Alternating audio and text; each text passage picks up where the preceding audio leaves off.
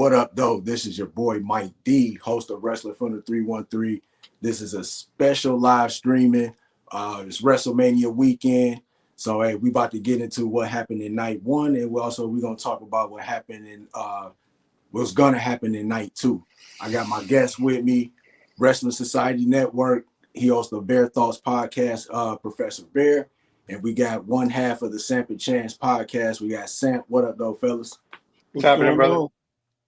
Nothing much, man. Nothing much. Just chilling out doing this and anticipating night two. But real quick, what did y'all think of night one before we break down all the matches? Just overall, what did y'all think of night one?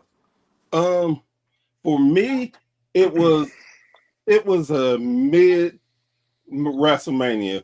And I feel bad for saying this because some of the card looked decent. And I thought the vibe with each match was just like a Raw or SmackDown. It didn't get exciting to me until we hit. Well, of course, I was more excited about Jacob and LA Knight. I thought that was going to be a good one off the rip. I didn't know what Charlotte and Tiff was going to do, and I knew the main event was going to be stellar. So everything else under it was just, like I said, it wasn't bad. Don't get me wrong.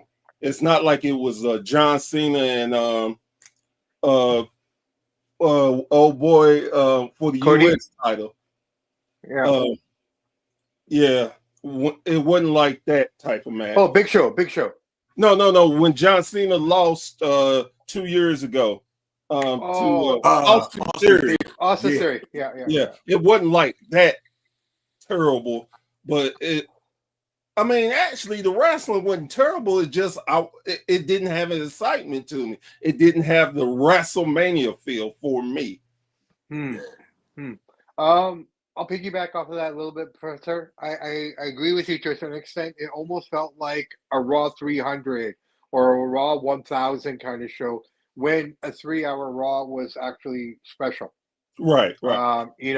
And I think for me personally, the worst thing that I saw last night was the finish to the Jay and Gunther match. That made I feel bad. I feel bad for both of them because if you were going to beat them with a submission, in my opinion, I get the story arc. Jay's using all of his moves. The match itself was great. I have nothing against the match. I just think that ending, dude, you did how many Uso splashes on this guy? You totally worked over his abdomen, and the one to the back, that one looked like it hurt. Now, why not put the guy in a Boston Crab or something and finish the match that way? Why go to the sleeper? And Gunther taps so quickly. And that's what bothered me. Gunther, so I'm thinking, okay, you know what? I'm going to be respectful about this. Did Gunther hurt himself? Was there an injury in the match? I'm looking for that. I haven't seen anything. Is that why it abruptly ended the way it did? And did, what's this look like on Gunther? Now you've lost twice in a row. Yeah. Pinfall and submission, and the submission was weak. Yeah. Right? And you look at the rest of the card, everyone's saying the, main event was 5-star. Yeah, I don't know. Maybe I'll go back and it'll grow on me. I thought it was a good match. I don't know if it was 5-star. A lot of great sequences. I think Seth Rollins is the king of timing. Right? And this goes back to him and Randy Orton, that ladder match. Yeah. Seth Rollins is Seth Rollins. I don't care what anybody says. In that match, he was the best guy in there. He carried it. You're right. He carried it completely. Yeah. Right? And I think that's the first time we've ever seen one man do a double heel turn. And it almost felt like levels to it, right? Because when he turned on Punk, still it might be a good guy with Roman. You still felt that vibe. Yeah. But then when he did what he did to Roman, that was like the full turn. And Seth played it perfectly. The winner of this was Seth. Seth wins WrestleMania overall. Yeah. I would say for me, I feel like night one was more predictable because everybody knew Jey Uso was going to beat Gunther. everybody kind of predicted and knew that Jacob Fatu was going to be LA Knight. I feel like a lot of the matches on night one was predictable. And I think night two, more of the matches will be unpredictable, if that makes sense. No, that makes sense. I also feel that, sorry, I just wanted to add, I forgot to mention, I feel like WrestleMania Night One they're almost using it as a warm up to WrestleMania. Yeah, that makes sense. Like tonight is WrestleMania. Yeah. Tonight, by all accounts, should be WrestleMania. And, we talked about on our pre-show, we talked about how, what celebrities are going to be there. But I think celebrities are just the people in the crowd now. Yeah. Right? Like, I mean, Netflix wants to get all their guys in, and you got, Jelly Roll in there, and then you have George Kittle. Like, you have your celebrities, but they're more in the crowd. They don't really interact anymore. Yeah. And, so I think. Go ahead. I'm sorry. No. Go ahead, please. No. I was just going to say, personally, for me, I'm glad.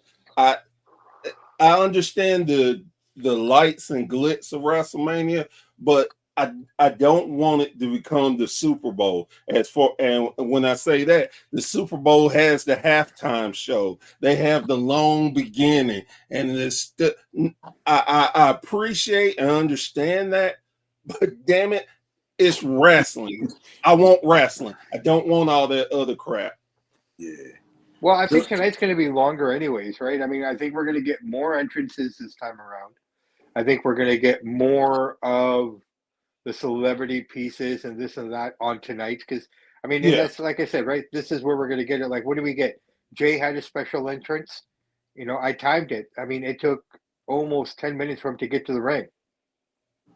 Allegiant Stadium, like, if you guys haven't been him there, it's not a small place. Yeah, it looks huge. It's huge. It's massive, man. Trust me, I've been in there. I've been in there.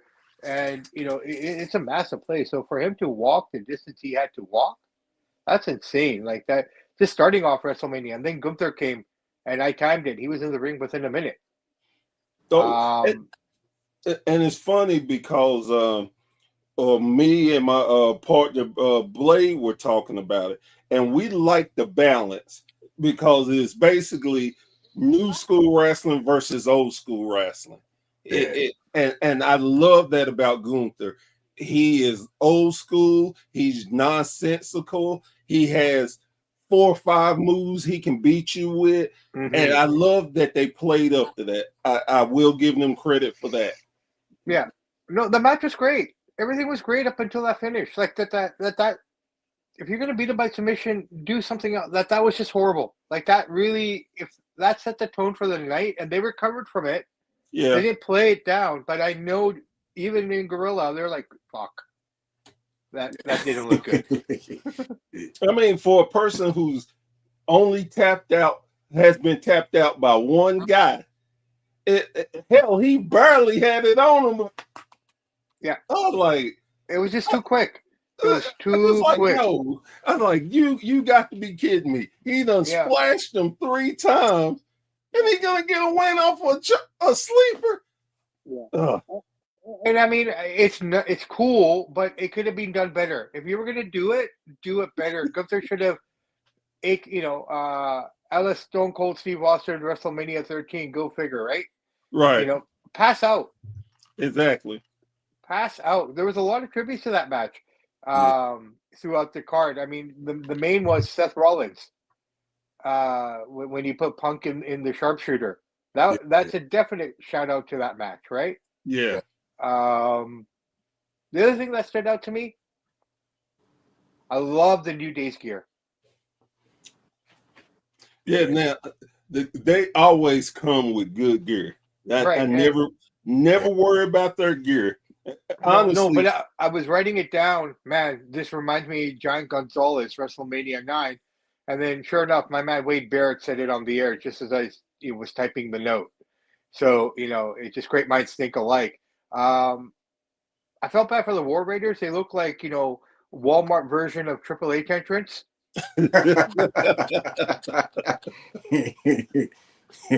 Right? But I know what I didn't realize it was for this game called Clash of Clans.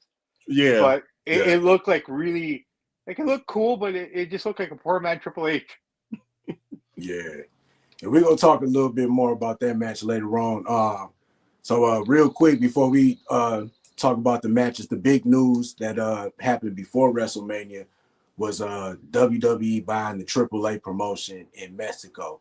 I know y'all talk a lot about the Lucha Libre. Samp, what's your thoughts on WWE buying them?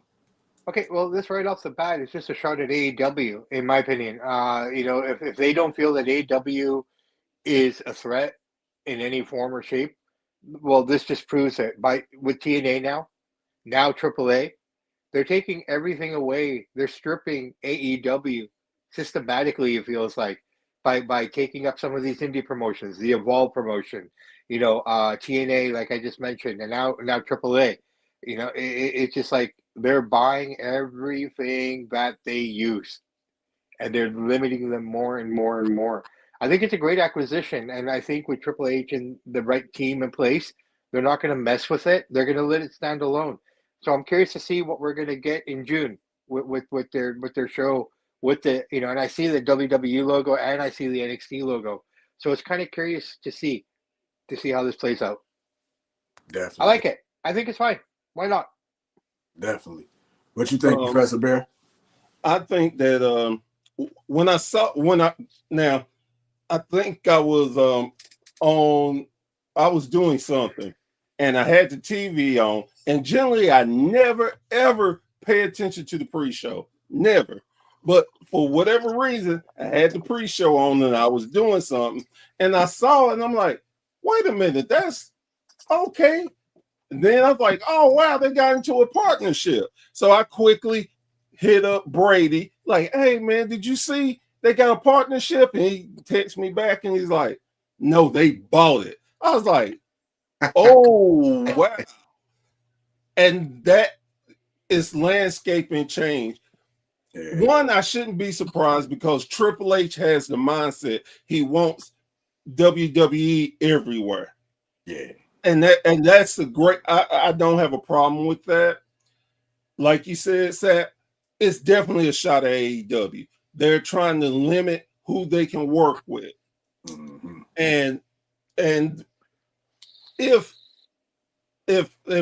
I say it like this, if AEW can continue staying in business, there's still so many different promotions out there. So because they had moved on from AAA anyway and working with CMLL.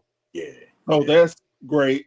Now, the big thing, if they mess around and WWE gets control of New Japan or get them in a partnership, I think that would more hurt AEW in the long run versus AAA. And I think all that's going to happen, Professor, because at the end of the day, how can you run a company in the red all the time? And that's what AEW is doing. I don't care what anybody says. They're not making any revenue. They're not making money anywhere. You keep paying and paying and paying, but they're not making money. They're not. So with all these partnerships and stuff, yeah, they're great. You get some exposure in the States, but you're not going to get the exposure that you will get if you're working with WWE. Yeah. Right. And I think a lot of these organizations are starting to realize that, hey, this is great. We're sharing talent, but what are we getting out of it? Nothing. Well, here's the thing that I think is the key part of it. Anybody that AEW works with, they don't try to change them. They are who they are. They accept who they are, and they will work with the talent and just they will just work together. WWE has a thing of, we will work with you, but you got to do our type of work, and we want to buy you. And I don't like that because look at all the other small promotions that WWE has bought, and then they completely took them over and they went under. The companies have went under and they made them WWE 0.6 light. If you don't have competition, it's stale. You're going to get stale. Yeah. You remember when WWE didn't really have any competition in the 2000s? Yeah. It got garbage. Yeah. Let's just be frank. Yeah. And it was garbage. And then the talent, then you start getting the competition. So they actually had to level up, start really putting in the effort. Again, I think this is good. Love that AAA is going to be working with WWE. In the long run, it could be dangerous. You don't need a monopoly on everything. Well, I mean, you got so many promotions in Japan as well. And again, just on my television with my Fire Stick, I'm able to capture a lot of shows that are happening in Vegas. Like, Japan Joshi's running shows there. Joey Janela's running shows there. GCW is running a bunch of different shows there under different banners, but using the GCW ring and everything. So, I think there's still a lot out there for everybody. I don't necessarily see New Japan jumping ship yet. But, you got Joshi out there. You got Noah out there. There are other promotions, right? Stardom. If you really want to elevate the women's division and things like that. So let's see where this all goes, man. It's breaking news. I thought they could have done a better job with it in that match. When we get to it, I'll share my thoughts on it. America with El Grande, Americano, and Ray Phoenix. If we're gonna have one of those AAA guys, kick a Grande in the head in the beginning of the match, I almost feel like, okay, maybe he won. Well, wait. I'll wait till we get there. Sorry, but yeah, no, good acquisition. I'm okay with it. All right, sweet. I kind of agree with everything you guys said, and me personally, I don't even think WWE really needs to do this. You know what I'm saying? Like, it don't matter who AEW links up with or whatever.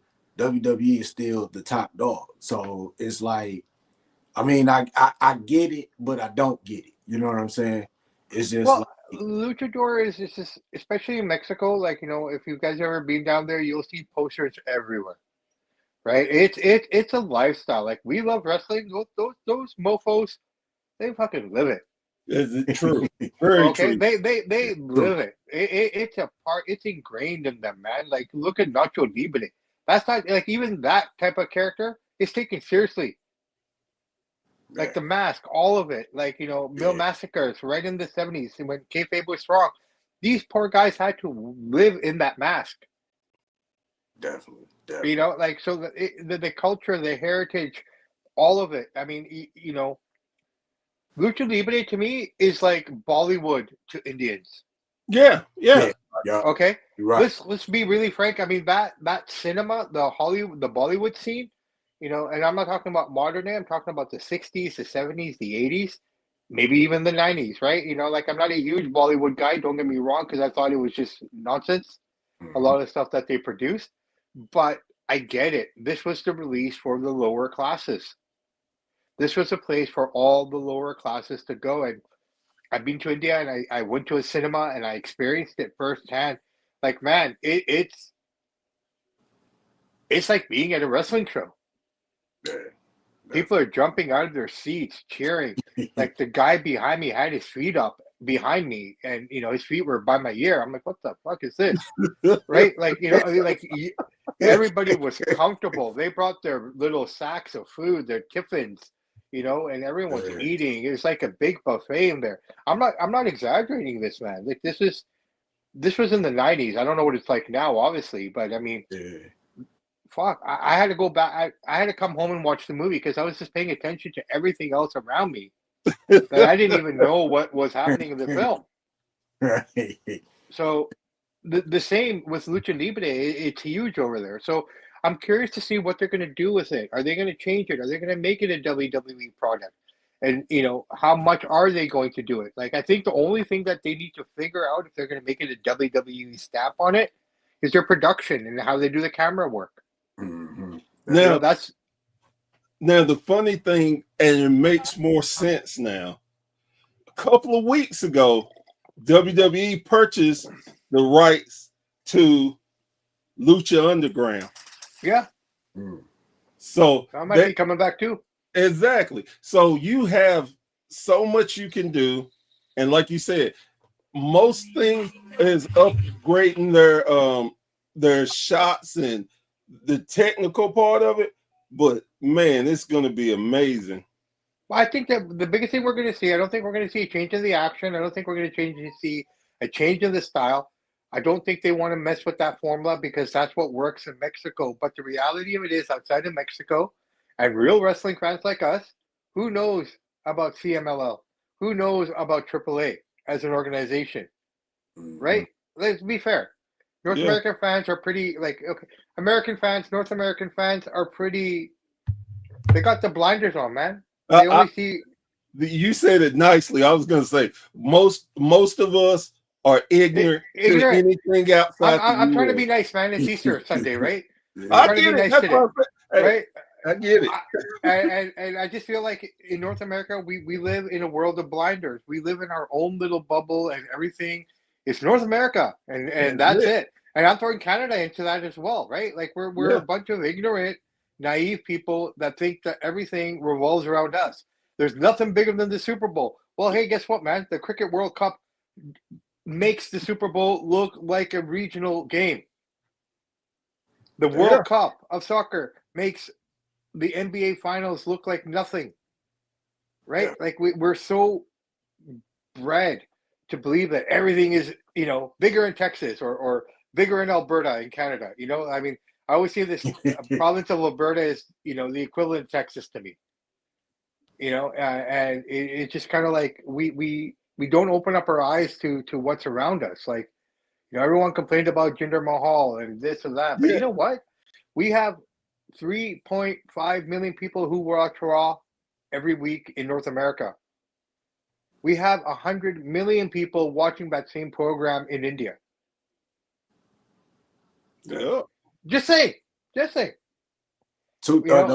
will get two things. One, I want to say, I think because I remember before the pandemic that Triple H wanted to turn kind of NXT and kind of to like a global thing, and I think that's what he's gonna do. I kind of got a feeling that they about to go back to that plan to kind of having like an NXT Mexico or NXT Europe, and I think that could be the start. That could be them buying AAA. They could use that to be the NXT Mexico. That's just something I'm throwing out there. And one real quick in the comments, Crander Q. He said, "What's up?" Team Gender. Hey, and, look, honestly, I'm going to say Jinder maybe wasn't the right guy, right? Maybe Great Khali wasn't the right guy, but the reality of it is they weren't the right guys for North America, but what they brought to the table within the Indian audience, right? I mean, that like, dude, they were killing it over there with those guys. They weren't for us. Not everything WWE does is for North America. Yeah. We got to get that in our minds. We got to let people understand that, like, it's not everything is designed for us. Not everything is made for us. And if we don't like it in North America, well, you know what? There's 100 million people who are loving it. Yeah, exactly. Right? And you put 100 million against 3.5 million. Who are you going to listen to? Right. And one other thing, they're definitely going to be the NXT because they're going to use them as like you said, Mike, as NXT Mexico. They're most of them are not going to change their name. Expect like the name of AAA is valuable, so why touch it? Don't touch it. But the World Collide is going to be them versus NXT, which is smart and very because it gives you a chance to send people now to Mexico to learn how to work in front of them. Then you can bring them back, new gimmick, make them better. It's WWE having control of their own territory, if that makes sense. Well, I mean, the poster. You look at the what's the show called? The World Collide. Yeah. Yeah, the World Collide poster has the NXT logo at the bottom already. The one that they displayed the graph of it, they already Exactly. have, right? So I mean, yeah, it's definitely going to be something like that, man. Brandon Q said Kali has showed that draw 50K plus. Hey, Like, when they were look, over, man. Honestly, you guys Google YouTube Kali. The guy lives like a king. yeah, He's treated like a king. Yeah. All those guys, those the big song guy and I can't remember the other guy. They're living like kings over there, man. People don't realize that. Like over here, they're whatever, but over there, Kali can't leave his house, man. He is, wow, yeah. People gotta open their eyes to it, man. It's reality. It's yeah. like Yeah. it's Real huge. quick, let me give a shout out to Benny. I know he had posted on here real quick, let's go Knicks earlier. I just want to say to Benny, if he's watching right now, Jalen Brunson, Rick Brunson, Charles Brunson, Pistons in 5. Pistons in 5. All right, y'all. Let's talk about the main event of night 1 of WrestleMania. Roman Reigns, CM Punk, Seth Rollins. Of course, we all saw Seth Rollins won with the help of Paul Heyman. Seth Rollins is now a Paul Heyman guy. Professor Bear, what are the thoughts? My thoughts, it was there. It was right in plain. Sometimes the best things is if you want to hide something, hide it in plain sight. It looked that way. They said it was going to go that way. But most of us like, no, they Sam ain't called gonna do it. that. Sam Yes, called you it that did. way. Yes, you did. Yeah. But the other, like myself, I like, nah, it's too open. It's too predictable. They wouldn't do that. That wouldn't make sense. And they did it. And it was, hey, I have to say it was beautiful. And let me just give a shout out to Seth Rollins. Whether you like Seth or not, he is on point with doing something because the pedigree he put on Roman was sick. Ooh. Him just standing there while Paulie was doing his thing, nobody could get that over like Seth. Yeah. And again, I loved it. And my thing was I was okay with any of the 3 winning. Even though I don't care for Punk, I would have been okay with him winning. But just the psychological things that they did was tremendous, and that will go down in history as one of the best WrestleMania matches of all time. You will be able to argue that. Tribute galore. We had a tribute to the match between Brett and Stone Cold with Seth and Punk doing the recreation of the sharpshooter. Love that. Tribute to LOD with the Doomsday device. Love that. You know what? I didn't know what to expect going into this match, looking at all 3 guys.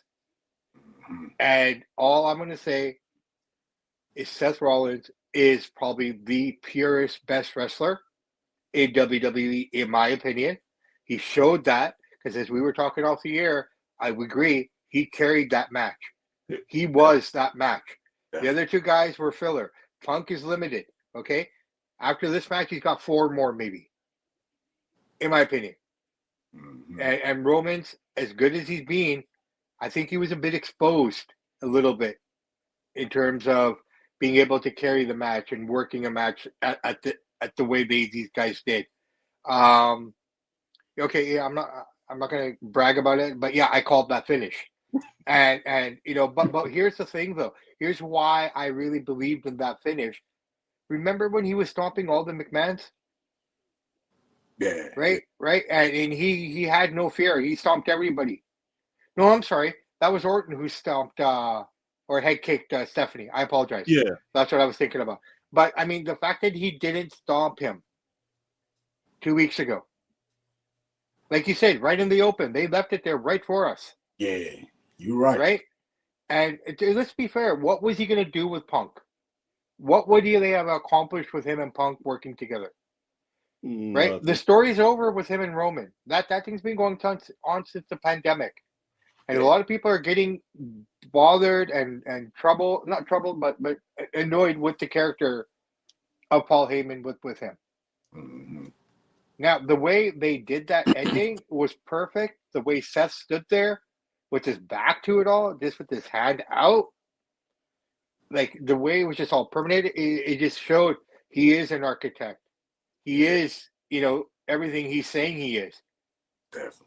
Right? So you had 3 turns in one match, in essence. Yeah. Turn 1 against Punk. Turn 2 against Roman. And then Seth. Yeah. Right? Yeah. But people still going to sing his song, man. Oh, yeah. Definitely. And the one thing, too, Cody told us that this was going to happen to Roman. Yeah, he did. We talked about that. I mentioned that as well a year ago. He talked about that, right? Yep. And it's going just like Cody said. Exactly. These are where if you're not ingrained to watch wrestling like we are, little stuff will go by you. Yeah. And with that, most people would have thought it was just a throwaway line, but it meant something. Now you're like, oh wow, and that's what I loved about the match. There were so many different elements to it. There's so many elements. And it's like, what? Oh, it's almost like an overload. It's like, shit, what? Who? What? And then as soon as the false finishes, again, all the guys, I give credit. Again, I'm not a Punk fan, but you got to give credit to CM Punk. He did his role great.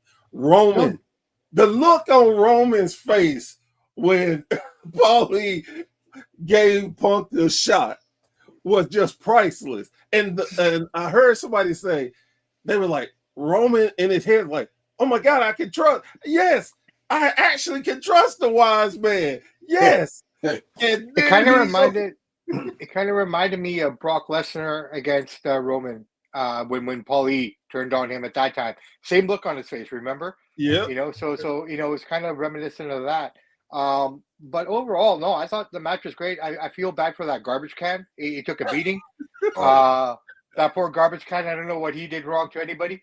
But, man, I mean, Seth Rollins was relentless with him, to beat up CM Punk. And, I think the garbage can took the worst of that battle. But, shouts out to the garbage can, man. I mean, we got to show some respect to that can. He didn't know it was coming, but, I mean, that was one of the things that stood out. The sequence, I love. There were so many great sequences. What was it? Go to sleep, spear, stomp. Amazing. Yeah. Right? And I'm thinking, okay, at that point, I'm thinking, what are they going to do? How's this going to go? And then once Paul went for the chair, okay, here we go. Now we're going home. Yeah. Here we go. I said it in on my show last week and then on WrestleRama. I said that Paul Heyman was the wild card in all of this. Like, the match was good, but the person you had to watch in that whole entire match was Paul Heyman. And it was just like, when is he going to strike? When are you going to start seeing the turn? And we saw as soon as he picked the chair up, I said, oh, yeah, he finna turn on somebody. He made it seem like it was CM, that he was going to turn on Roman when he gave the chair to CM Punk. Then when he gave a low blow, made it seem like he was still with Roman, but he was with Seth the whole time. And and like I said, he was the wild card, but overall, I think the match was pretty good. Yeah.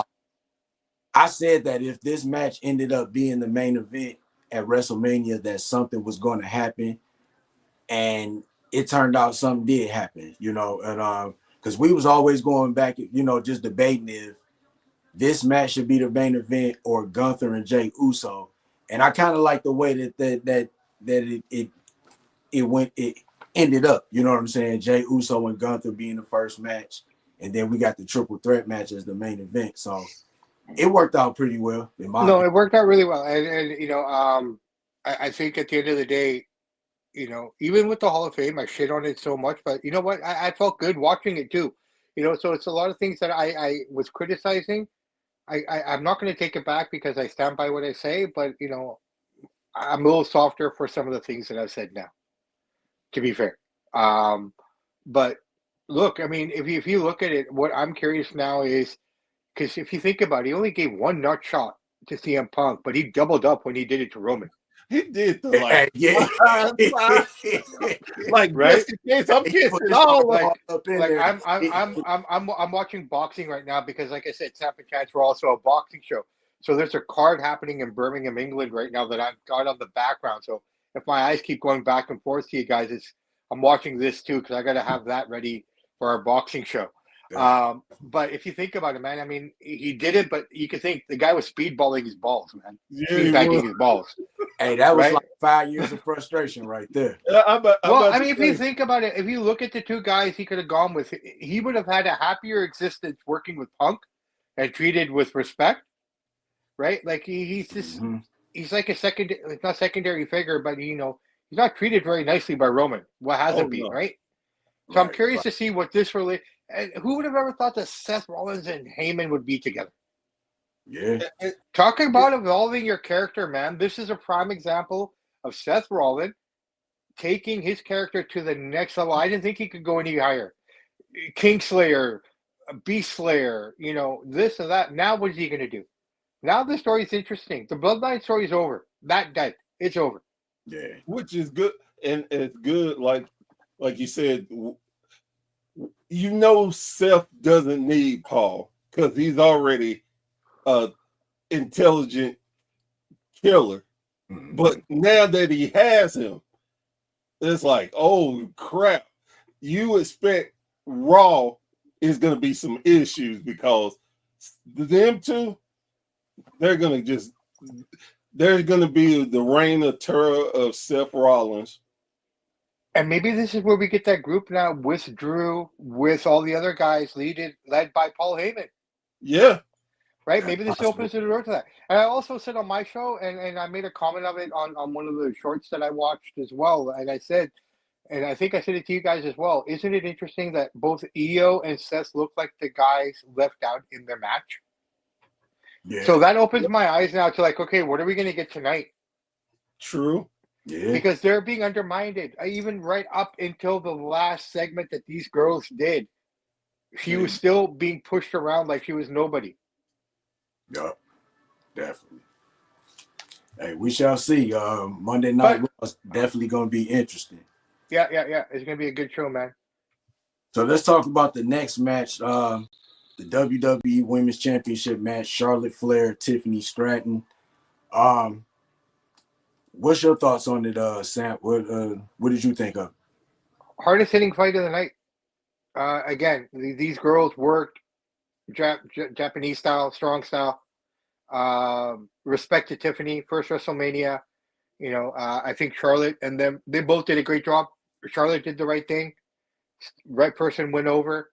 A passing of a torch in a way. I mean, this girl is tough. She's got the Barbie girl image and this or that, but she can throw, man. Yeah, I agree. And was it just weird? Did it look like her teeth were broken? Yeah, it looked like it. Yeah, but I think I saw something on the internet and she said that her teeth was fine. She probably got that emergency surgery. It must have been because when you look at her, she looked like over here. She looked like a hockey up, right? Yeah. She definitely, because she was bleeding, and I kept wondering where she was. At first, I thought it was her lip, but then I'm like, no, that's coming out her mouth. Yeah. So something must have happened there, and then to get that rug burn on her head, man. I mean, shit. Yeah. I don't think Ludwig is going to get any love in that night. I'm too sore. Poor Ludwig, always missing out. What did you think of the match, Professor Bear? It was surprisingly better than I thought. Mm-hmm. You could definitely tell they were going strong style, and I don't. And and I'm happy about this part. Was it real or was it a shoot? You just don't know. But I think Tiffany, as the fight went, on, the shots got softer. It started becoming more of a work as they kept going. I definitely gained a lot of respect for Tiffany. She needed that. It was they did the right call.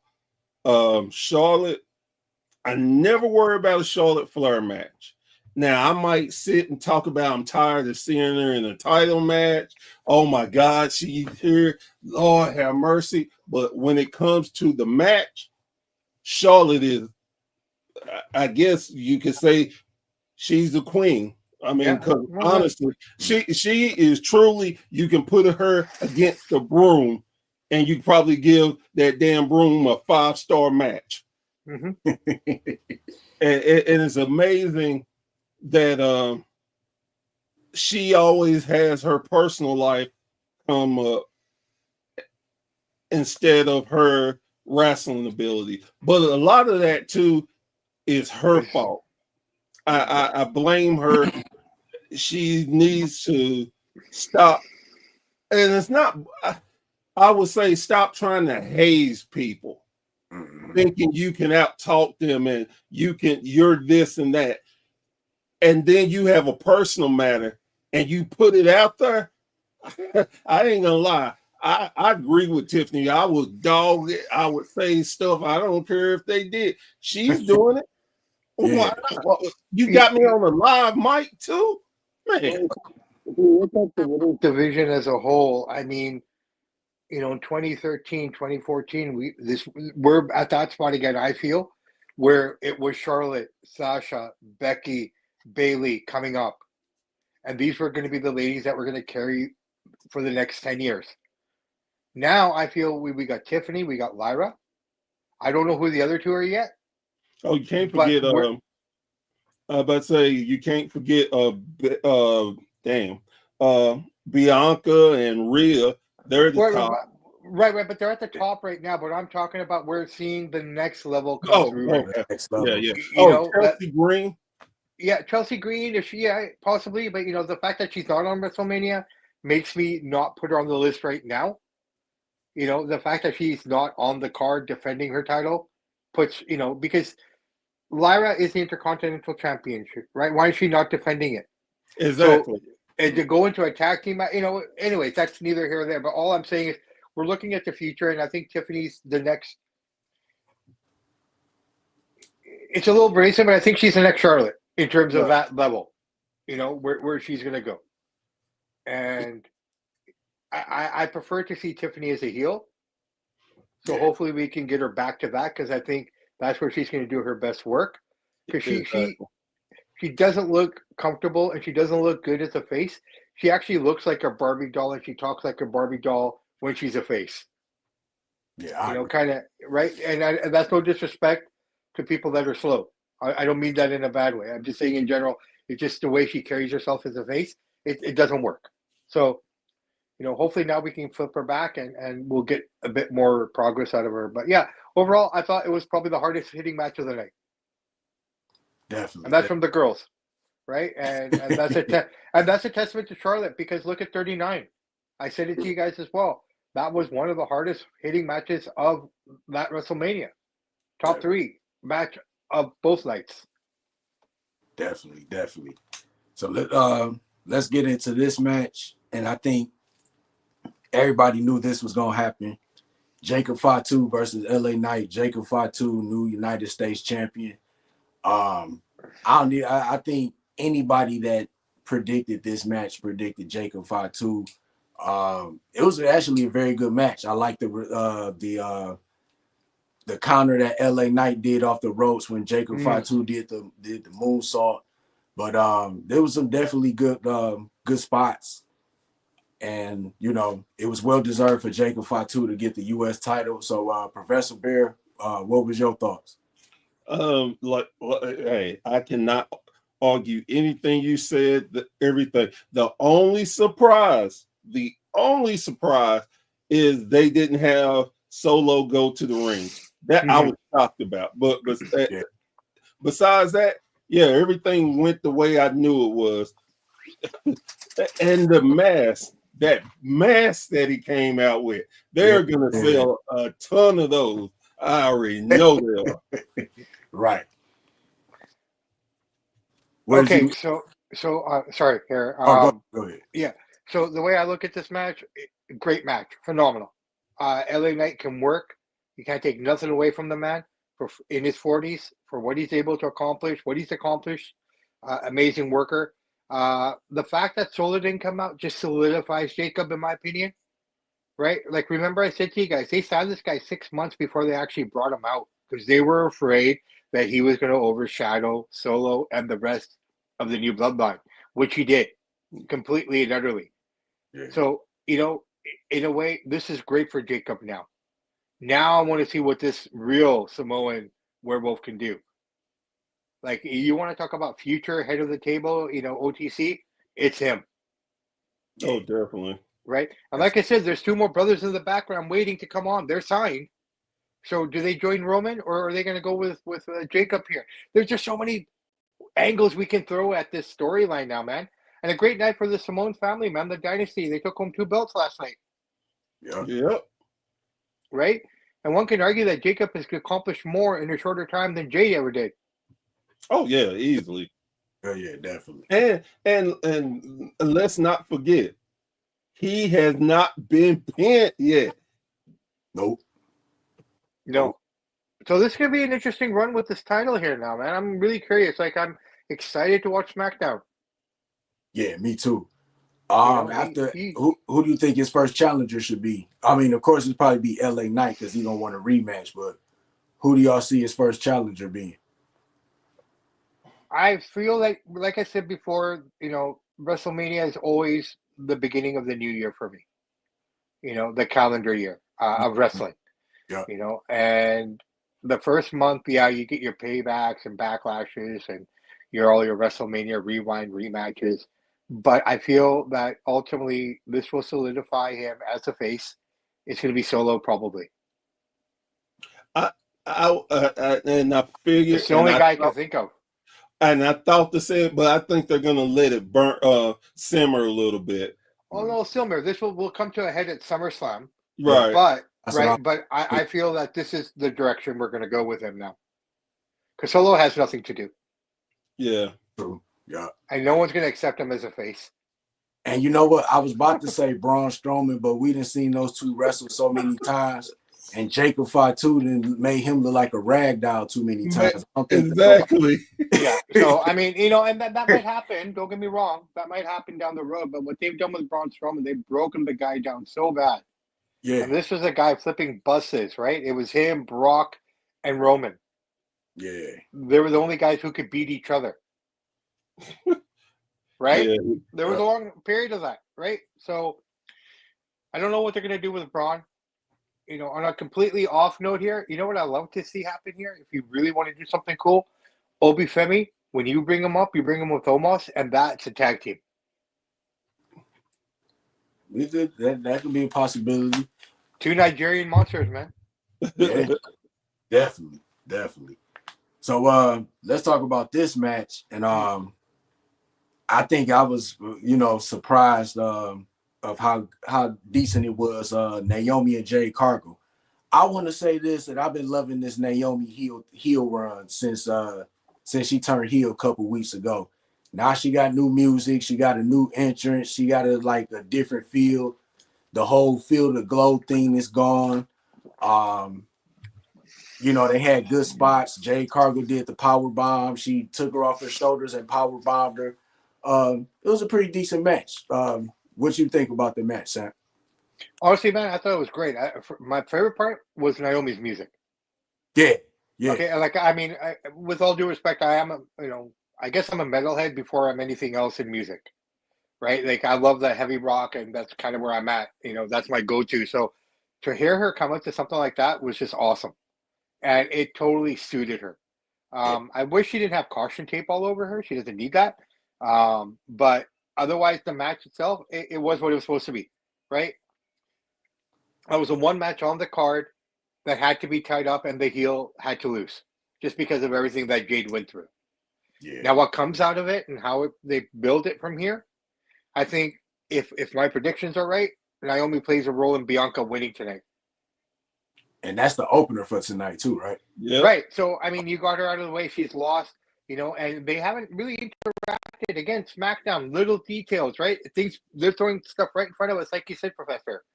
Right? Like this, we haven't seen them interact since she left and Jade went to the ring to beat her up. Yeah, that's true. So they finally interacted. They all talked. So this is going to be interesting now, right? So let's see where this kind of goes. But I mean, maybe she does show up tonight. Maybe she helps her out. I don't know. But I thought the match itself was self-explanatory. It was an easy match. WrestleMania caliber match? I don't think so. SmackDown match? For sure. Raw match? For sure. Mm-hmm. But I mean, it was on WrestleMania, and it was one of those matches that you had to finish, and the story had to end at Mania, and that was all that was for me. But great match overall. Good showing by Jade. I was just confused with her. She had real short hair in the match, but then she had really long hair at the post show. So Weird. Hey, no, I get it. I just thought it was funny. Her and Naomi. Well, hell, Bianca too. You ain't about to play about their wigs now. Dude, I mean, honestly, these are the things that I pick up on. Right, These are the things I noticed, right? Like, for example, Roman, pure white boots, the Jordans. Those are, you don't see that often. That's the first thing I noticed before anything. Definitely. Well, what's your thoughts on the match, Professor Bear? It was a servable match. The only problem, and I've had this problem throughout this whole feud, she pushed her, got her out for months. She comes back, and it's only one time that Naomi had got her down and had control of it, and that I can't remember which SmackDown it was, but any other point, she done beat her up. She beats her up every time. And I guess that's what kind of irritated me. I'm like, we're doing this whole new creation of Naomi. She always losing, right? So, okay, she's coming at turning heel. Why not let her win in a heel fashion? Yeah. And I get that as well. Yeah, I believe that. But I also felt it was just because it was Mania. Well, and again, it's not like I'm just like over mad about it. Like you said, the match was good for them. It wasn't a WrestleMania quality match, but it was good. They worked their ass off. Again, let me not make it sound like I just disliked the whole thing. I didn't. It's just the psychology. A lot of times 100%. When the psychology doesn't match for me, it bugs me. But again, I always try to look up, okay, I would think this way. Maybe they're going to do something, bring it around that I didn't see coming. All right. So in the background here, I got Ben Whitaker versus Liam Cameron too. These two guys fought in Saudi Arabia, and they both fell over the top rope in the fifth round. And Whitaker came out of the fight with a messed up ankle, so they couldn't continue. So this is the rematch right now that I have on round 1 of 10.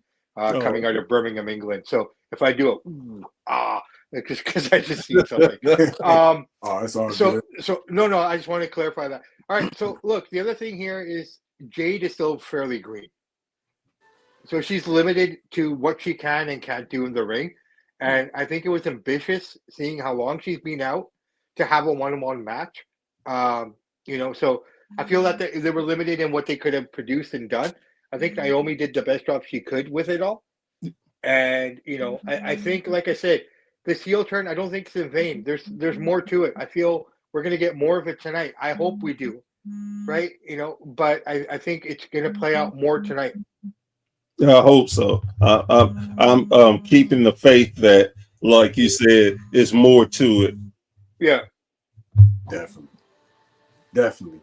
So let's talk about this Americano, Grande Americano, and Rey Fenix.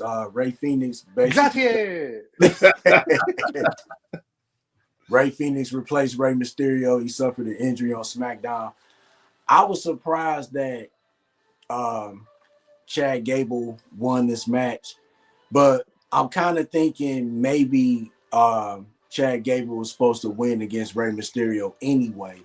That's why Rey Fenix lost. You know what I'm saying? Because this early, he only been here a couple weeks and he already taken the L. So that was surprising with me. But like I said, with I think Chad Gable was probably supposed to win that match against Rey Mysterio. So Professor Bear, what's your thoughts? Yeah, I agree with you that he was going to win against Ray. So since they threw um, Penta in there, they didn't want to change anything. Which again, sometimes you can losing can actually push you, and and especially this is WrestleMania. A lot of people may not know about Phoenix. This is good. They're getting the view of them. Then they're gonna want to see him more. Now it's like, oh shit, wow, I don't know him, but he lost, but he did good. I'm gonna have to turn into SmackDown now. Yeah.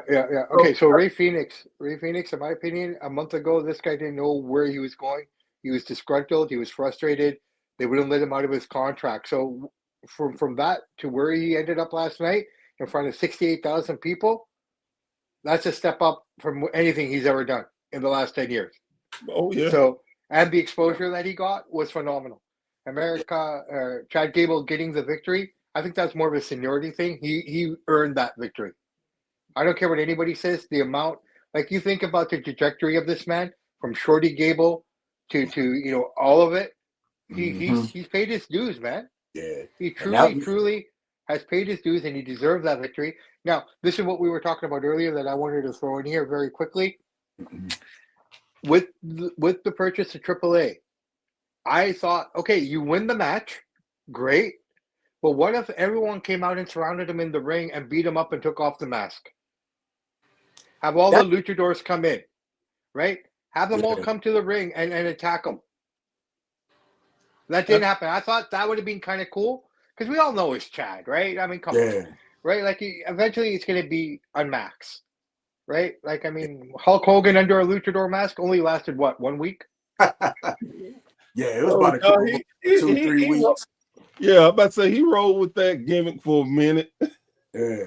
Right, but I mean, Chad's doing a great job with it. I get what they're doing, but if you wanted to solidify that and give that AAA kind of feel to it, you have some of the boys come out. I mean, there's enough masked men backstage that you could have had them all surround him, and they could all be on different teams, but all the Mexican guys come out unified. Definitely. And they say, "Hey, you're not Mexican. You're not a luchador." Yeah. And maybe we'll get that later on. Maybe this will build up more and more where he keeps doing this. Because, I mean, the steel plate in the forehead. Here's my question. Doesn't that hurt him more on Impact as well? You would think. I'm just saying. You know what that reminds me? When he does that reminds me of when Lex Luger had first came to WWF as the narcissist. Yeah, and he was always using his forearm because he had that plate. That's what that reminds me of every time I see him do that. Or Logan Paul with his punch. Yeah. The overall, I thought the match was good. You know what I'm saying? It was they definitely performed well. Chad Gable had some nice spots. And the only reason why, because I think I picked Rey Mysterio to win. The only reason why I thought Rey Mysterio was gonna win was because they was probably gonna take the mask off of him and reveal him as Chad Gable. But Chad Gable ended up winning, and be interesting to see where this story go now that Rey Mysterio is injured. Hopefully. Right. You guys have my undivided attention. I'm turning away from the television. That fight only lasted 2 rounds. You sure it wasn't the old Tyson match you were looking at? No, man, this is second round. I missed. I was so focused on what we were talking about. I looked up and it was over. So thankfully, it's only 2 rounds. I can watch this after WrestleMania properly. All right. All right, fellas. So night 1 is a wrap. From a 1 to 10, give a number. What would you give it? 7. I'll give it a 5. I was thinking. Go ahead. No, go please. I would agree with you. I would say a 7. Like I said, all the matches were kind of predictable. They kind of put all the matches that everybody knew that they were going to win first. But overall, I think all the matches were solid. The only match, and we ain't even talk about this because I think this match shouldn't even been on the card. I think they should have took this match off and put the TLC match that's supposed to be on SmackDown, and that's the War Raiders versus the New Day. This should have been on Raw, or well, they could have put it on NXT for all I care. Okay, honestly, I think the match was good because now, first off, the New Day's gear was phenomenal. Okay, the tribute to Giant Gonzalez was sick. Loved it. The 3 unicorns on the back with the one of them dead. Okay, those are little telltale signs. I am curious to see how long this run is now. Okay, because they've been building these guys up since January, man. Yeah. Right? We haven't seen them wrestle much, maybe a handful of times. Right. Right? The video game gimmick was given to the War Raiders.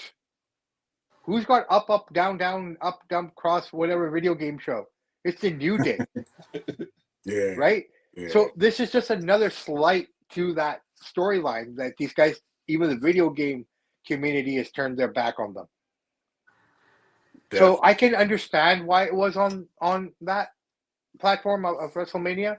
The TLC match should probably be on WrestleMania. I think it'd be a better match, but they had to do it because they built the story up so much that they had to put them on there, in my opinion. And, better night one. I call you a bathroom break. It is what it is.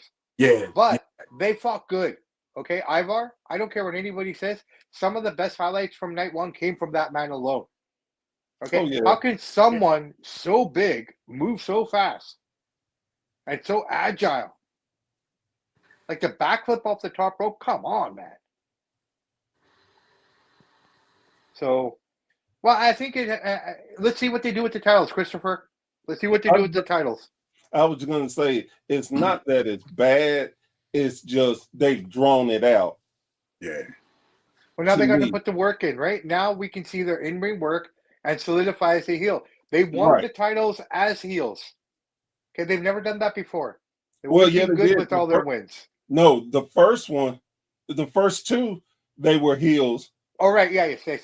But, I mean, this is flagrant, right? Like, holding his feet down, everything. Like, there was nothing fair about how they won it. And the way they ran out of there. So, I like it. I'm going to see where they go with it. Let's give it some time. It's like a lamb stew. You got to let it cook. Yep. To get that lamb tender and juicy and right to eat, right? So. Or I always tell my wife, it's like, is she listening? Make spaghetti or chili, I like it's the next day when it's good because it sits and marinates and It's like the sandwiches I used to take to school, man. They were so delicious because I had time for the mayonnaise, the mustard, the meat, the veggies, all to combine into mold into one. Exactly. It was kind of like the Transformer, the dump truck, and all those industrial trucks that formed that one monster. Yeah. Right? And then you come home and you try to make the same sandwich and it never tasted the same. Yep. That's why people say, why do you buy Subway in the morning? Because by lunchtime, it's perfect. Yeah, definitely.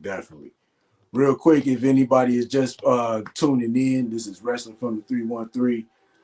Special live streaming WrestleMania weekend. We just previewed night one. We're gonna do we just reviewed night one. We're gonna do a preview of night two. I got Professor Bear from the Wrestling Society Network. I got Samp from the Samp and Chance Podcast. And just leave some comments. Make sure you like, make sure you subscribe, make sure you share. Just show love. We just getting things heating up before everybody start to watch night two of WrestleMania. Yes, sir. So let's talk about night two. They already announced that the match that's going to start off will be the women's triple threat match for the women's world title. Got Bianca Belair, Io Sky, Rhea. Yeah. I definitely don't know who's going to win this. We done came up with so many scenarios about why this person won't win, this person won't win, or this person is going to win. Um, Real quick, Samp, what's your thoughts on this match, and who do you pick to win? Your final pick. Yeah, so of all the days we've had to talk about WrestleMania, all the people in Vegas, with everything that they've had to do, this is probably the quietest from night one to night two that the crowd now can relax, sit by the poolside before they have to go to the stadium, sleep in a little bit. So we're going to get a harder crowd, I think. I'm anticipating a harder, more awake crowd. As far as the match goes, I'm going to stick with what I said earlier, man. I still believe that Bianca's going to win. It's going to be a heel turn. Maybe not the heel turn, but I think Bianca's going to win. And I think Naomi's going to help her. And I think Rhea is going to chase. And that's the way I see the future of this title going right now, man. That's what's up. That's what's up. Yeah. What's your thoughts, Bear? Um, I was thinking that EO is going to retain. I hope so. Don't get me wrong. I hope so.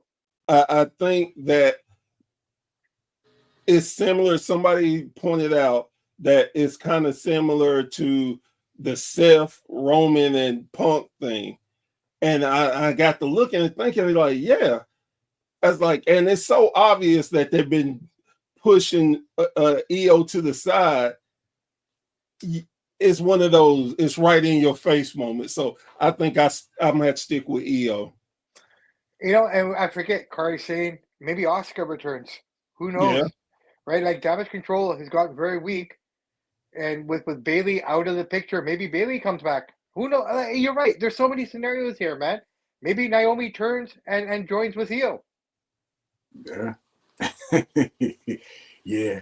I think that's what makes this match good, is because we don't know for sure who's going to win. Mm-hmm. No, we've been hearing that Bianca is the favorite, but how WWE has been lately, they always find a way to twist things up.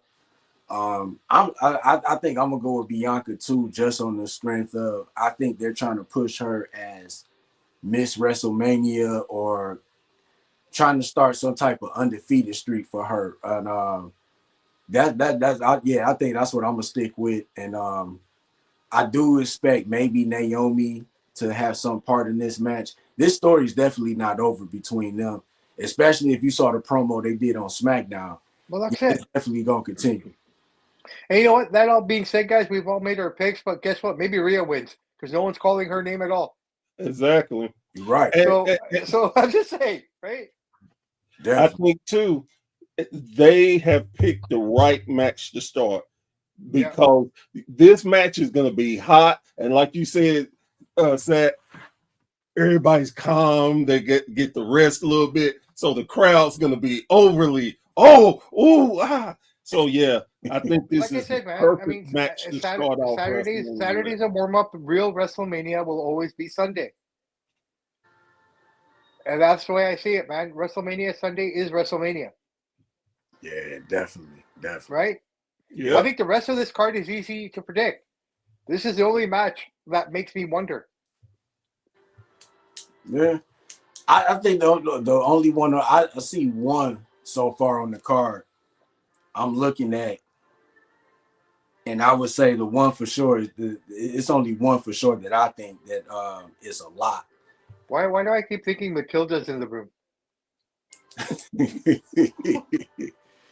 Real quick, let's go to our next topic. Randy Orton. Of course, he was supposed to face Kevin Owens at WrestleMania this year. Sadly, Kevin Owens has a serious neck injury. They said he might not even wrestle at next year's WrestleMania. So Randy Orton put out an open challenge for an opponent. There have been a couple of names that's been thrown around. We've thrown some names around. Real quick, let's talk about this match. Professor Bear, who you think Randy Orton's going to wrestle against? With the Lucha, them purchasing the Lucha Libre, I have no clue. But I'm going to go out on a limb and say whoever he wrestles, they're gonna win, not Randy. I agree too. And let me ask you, say this: now, and of course, you know how the internet is. They showed a picture of the inducting, and I swear to God, I saw Kevin Owens in the crowd. Yeah, he was there. Yeah. He just had neck surgery. Jesus. But he didn't have no neck brace on or nothing. Exactly. Hey, man. Hey. Canadians are tough. Well, I was going to say now, I'm not knocking him because I've had back surgery and come back a couple of days and I'm walking around. You wouldn't even know I had it. So I just thought that was weird. I'm like, no, that can't be Kevin. No, it's we're tough, man. We're tough up north. We're tough up north, man. We play hockey. Remember? Yeah. Right? You're from Detroit, you know. Hey, I'm about to say I don't want no parts of that.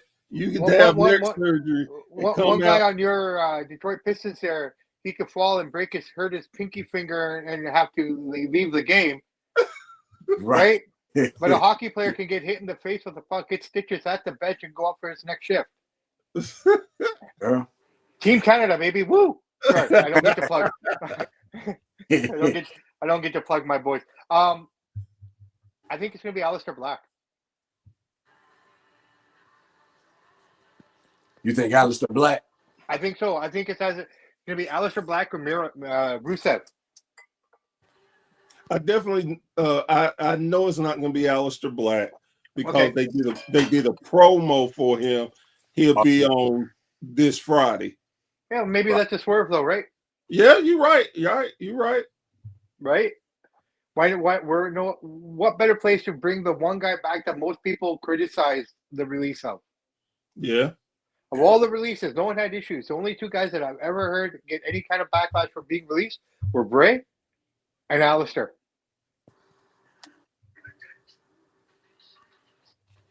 Definitely. I think the name that I've been hearing, I think is either going to be Rusev, and the name that I've been hearing lately is Omos. So he's in Vegas. I wouldn't be surprised if it's one of those two. Fair enough. Well, I guess we'll find out. Yes, sir. Oh yeah, definitely. So this match we're about to talk about here, the women's tag team match. I think this is like the equivalent of the New Day War Raiders match. This is going to be like the bathroom break match, and it's not because... Actually, no, I don't think so. I disagree, but carry on. You don't think so? No. Not now. Not now. Yeah, because it just been announced that Bayley is not going to be in the match, and it's going to be some type of Lyra Valkyria is going to name a replacement. We already know who it is. Yeah.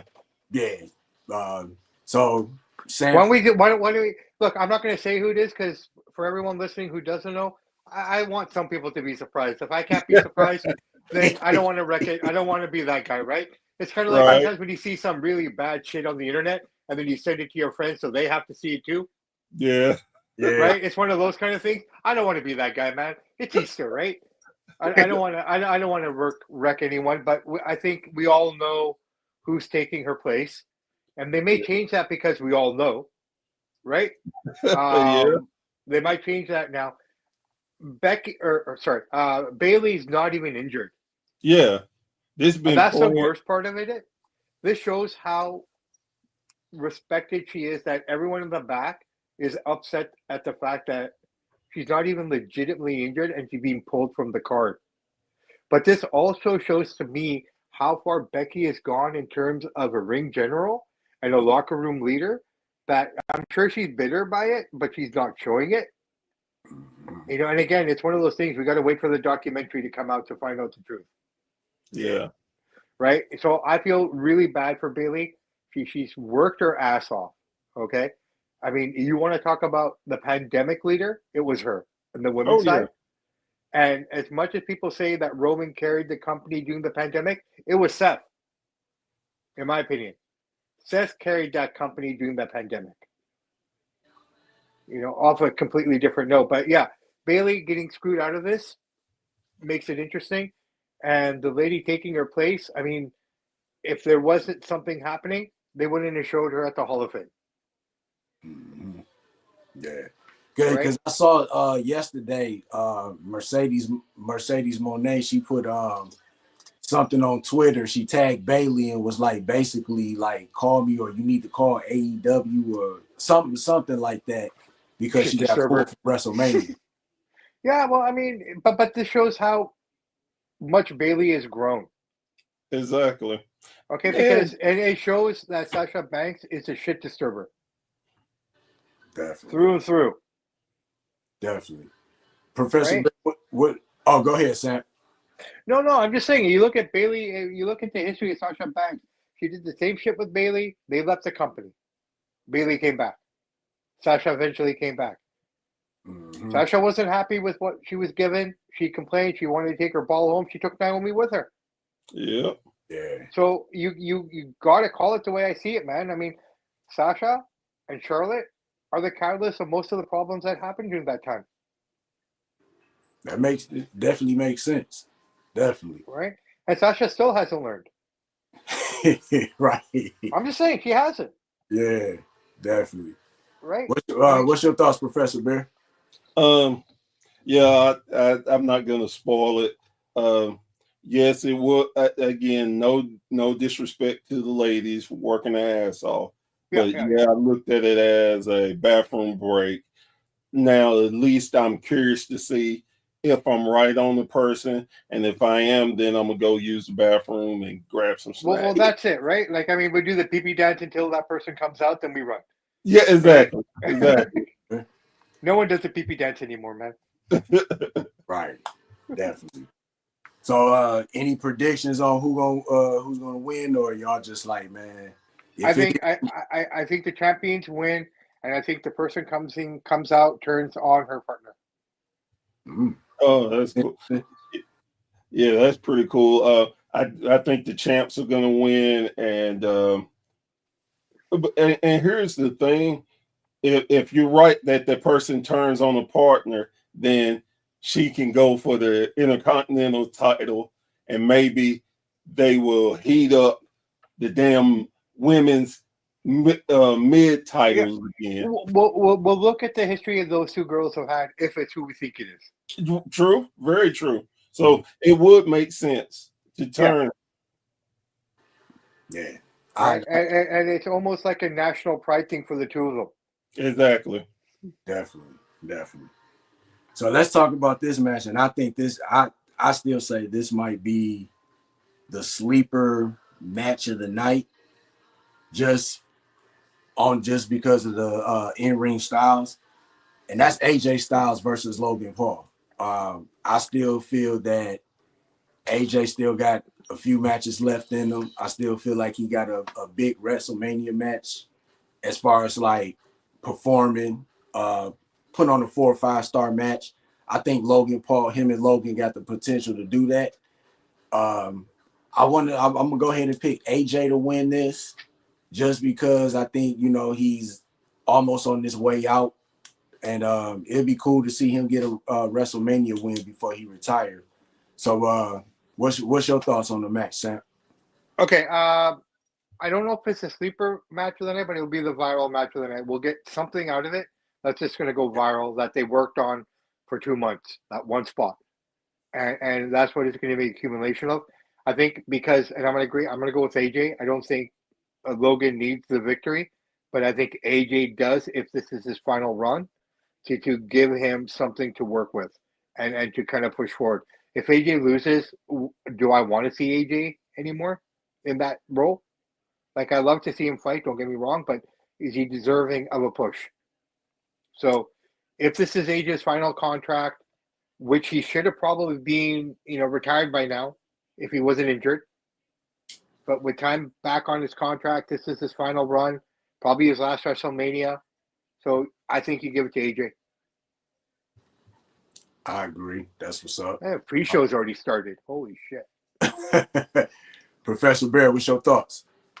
Yeah, definitely AJ. Definitely they're gonna do a viral moment with they've come up with something. Yeah, AJ, and it's crazy to say that AJ needs to win. It I know, right? I know why, but it just coming out of my mouth, it doesn't compute. It's freaking AJ Styles, and for us to say he needs to win is crazy, but it's truthful. But he Mhm. hasn't been around. You know, him and Yeah, Shinsuke are two guys that you would never equate with. He needs to win, exactly. right? I mean, he's got to build himself up here somehow, right? So this is, I think, the beginning of the end for AJ Styles, if that makes sense. I agree. I One definitely more, one more loud pop, one more championship run, maybe, and that's him. You know, sing the song and go home. definitely. All right, so let's talk about the Intercontinental Fatal 4-Way match. Braun Breaker defending against Dominic Mysterio, Finn Balor, and Penta. Um, what are your thoughts? I think that I don't have a clear-cut shot, but I think either Dominic Mysterio or Penta is going to win. I don't think Finn Balor necessarily needs to be the Intercontinental Champion. I think he needs to be back in the world title picture somehow. Um, I think it's unfair that when he did become the first Universal Champion and got injured and had to strip the title, they never gave him a real shot at chasing the belt again or actually getting the title again. So I would like to see him back in the main event picture. I think this is below Finn Balor. Braun Breaker, I don't think if he loses, he's not going to get pinned. It'll definitely be somebody else. So, Professor Bear, what's your thoughts on this fatal 4-Way? Um, I'm I am thinking, and let me say that most of my picks from night one, I was way off. But it's that do you am I picking with my brain or am I picking with my heart? This Hmm. one I can tell you this is a heart pick. Hmm. I want Dominic to win. That will end up kicking Balor after Judgment Day. It'll take Braun to chase the world title, and Penta ain't gonna be hurt one way or the other. I think it'd be because Dom has this natural ability to irk the fans. Yeah, And you see, he can carry a championship. Because look, when he was the North American Yeah. champion, he did very well with that. yeah. So Hmm. yeah, I'm gonna pick Dom. You know, Dominic has proven himself to be a workhorse. I don't care what anybody says. The poor guy was thrust into it at a level where everyone else doesn't get thrust into. He had to learn. He legit 80s, 90s wrestler learning on the fly. And he's gotten better over time. You have to give him credit for that. You love to hate him. He solidified that. He's done everything right. I picked Penta initially as well. I did. And I'm going to have to stick with that pick just because I picked it. But I wouldn't be surprised if Dom wins. But like I said, when it comes to with the AAA signing, it almost makes sense that it has to be Dom or Penta because Ray lost. So you got to give, Penta had his first loss as well. So, this would work really well with the AAA crowd. This would work really well with a lot of what they're trying to put forward. I still feel that Finn loses the match because of Dominic somehow, and they can go directly into that storyline some way. If Finn wins and the girls lose, then you can see the story going in a different direction as well, right? By Right. the end of this month, that Judgment Day is going to be broken up somehow. And let's not forget, JD's out there. He's ready to go, Yeah, definitely. right? So, you know, if there was ever a time for all Irish faction, you got Sheamus, you got Finn. I mean, listen, I'm just throwing it out there. But yeah, I'm going to go with Penta because I already picked Penta. But after hearing you, Professor, that makes a lot of fucking sense too, bro. Yeah, I agree. All right, I think this is a AAA fueled victory here. yeah. Hey, they might, with them buying the company, they might have that little presence in night 2. We shall see. Well, Right. we'll see, man. Like I said, yeah. Definitely. Like even watching the pre-show, the crowd looks more active out there. Yeah, they really do. Like I feel bad, man, because I really wanted to go to this, man. But I'm glad because the more I'm sitting here, they're realizing how much money I'm actually saving. Did you I don't know if you peeped that they got now like seats on the actual set of Yeah. Yeah. Man, cool. I could imagine how much them seats cost. Like that's probably a 401k plan, right? Guy, I'm looking at the crowd and I'm thinking how many people had to take out a second mortgage. And no disrespect to the fans that are there, but they don't look like they all make that much money, man. Like Right. honestly, I don't mean this in a bad way. Please, I mean anything I'm saying, I say with all humility. But majority of this crowd doesn't look like they come from fuck you money. Well, what I say is to that, you got to be able to fill the top up. So that's for us working stiffs that. Yeah, but even that top, man, even that top is $1,500 for both nights. Yeah, see, right. Like regardless, even if you're sitting at the top, Professor, I broke it down honestly, man. It would cost on average per person, if all 3 of us went, each one of us would probably have to spend close to $7 to $8 grand, and that's being frugal. I believe. And it'd be more expensive for you guys because you're coming from further away. I was about to say the flight, right? My wife would put her foot so deep in my butt. I didn't even ask my wife, man. I said no. Oh yeah, look, my wife, she's definitely supportive of me. She always, go to the wrestling. That's fine. If I told her I'm going there, she'd be like, if you don't sit your smart ass down. And you know what the funny thing is? My wife would allow me to go, but I would not hear the end of it for about 4 years. Oh yeah, right. It's kind of one of those. Like, yeah, go ahead. But no, I'm not stupid. I know what to expect when I come home. Right? For 2 days of happiness, for 4 years of sadness. No, fuck it. It's okay, man. And actually, I've quite enjoyed watching it at home. And honestly, and I've told people this, and I have watched wrestling for a long period of time. Yeah. And I enjoy going to live wrestling, but there's nothing like being at home where you can see so much more and get when you at wrestling, you can't see everything. Yeah. Stuff going on, you'll miss. Like I said, home is like now home for these big events. Now, if it's like local wrestling, man, I got to be there because it's a whole different feel. Yeah. Well, I still feel like I win over you guys because I thought of you guys during the Hall of Fame. I really, truly did. I'm thinking, shit, man, it's 1 o'clock in the morning. It's almost like the sun's coming up for you guys. Oh, right? Yeah. Like, I mean, holy smokes. Like, I watched that Hall of Fame right through, but I could because it's only 1 o'clock here for me. Right. But, I mean, for you guys, I felt bad. Like, even with WrestleMania, it ended at 8 o'clock last night. 11 o'clock for you, Mike, right? Yeah, right? For both of you guys, right? So, I mean, and here I am, 8 o'clock. I'm like, oh, I still got the whole evening ahead of me. Right? So, we wouldn't know what that's like. Right. And this is where I say West Coast time is the best time. We win. This is where we win. Oh, yeah. The only thing it sucks is that it starts early for us. We have to make adjustments accordingly, right? Like, I mean, for church-going people, we never get that 10 o'clock game. Right. Because the games start at 10 and 1 here. You guys get it at 1 and 3:30, right? Yeah. So everyone on the East Coast can go to church. So most of us guys here in the West Coast, we still missed that first game. Damn. Right? But Monday Night Football is over at 8 o'clock.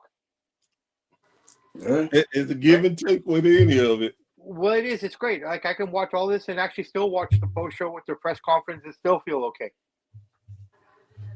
That's what's up. Yeah. That's what's up.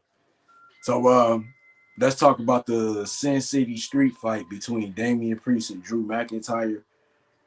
Like this, I'm not gonna say this feud been kind of dry, or I haven't really got interest in it. Like I understand the story. The story go back from like last year's WrestleMania, and it's just like every L that Drew McIntyre has taken, or major L he's taken, has been by Damian Priest.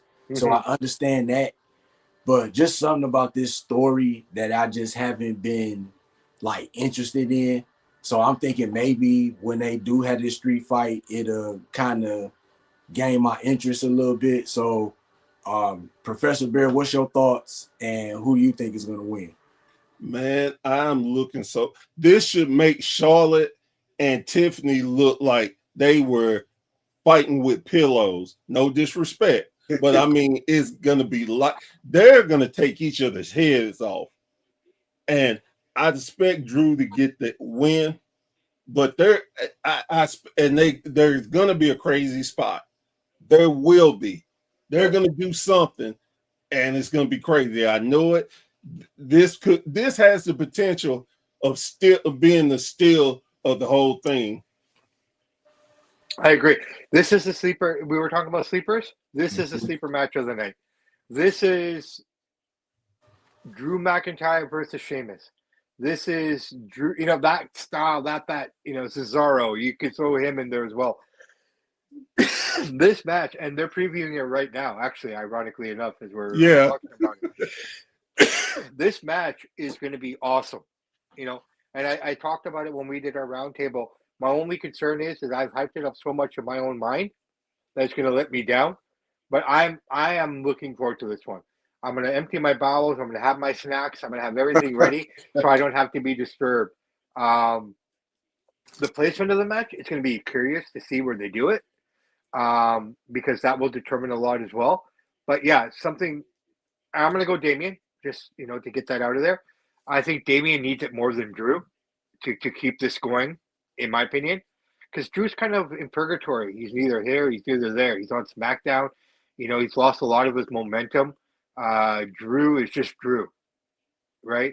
It's not going to hurt him. If anything, it makes him look even better because he's that heel who keeps getting fucked. Yeah. And make sense of it. That's the important.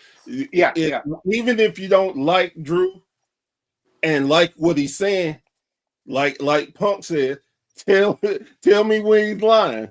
And so I'm looking forward to this, man. I think it's just going to be hard hitting, and considering we haven't seen a lot of plunder and we haven't seen a lot of gimmicks except that poor garbage can last night.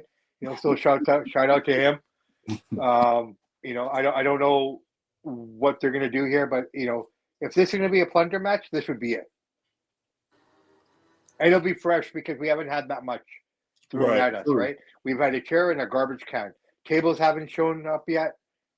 Obviously the announce table made its appearance, but we haven't seen a lot of plunder yet in WrestleMania. Definitely. What's your thoughts, Professor Bear? Oh, I already did that it's going to be hard hitting, and Drew's going to win. Okay. So, I think Drew's going to win too.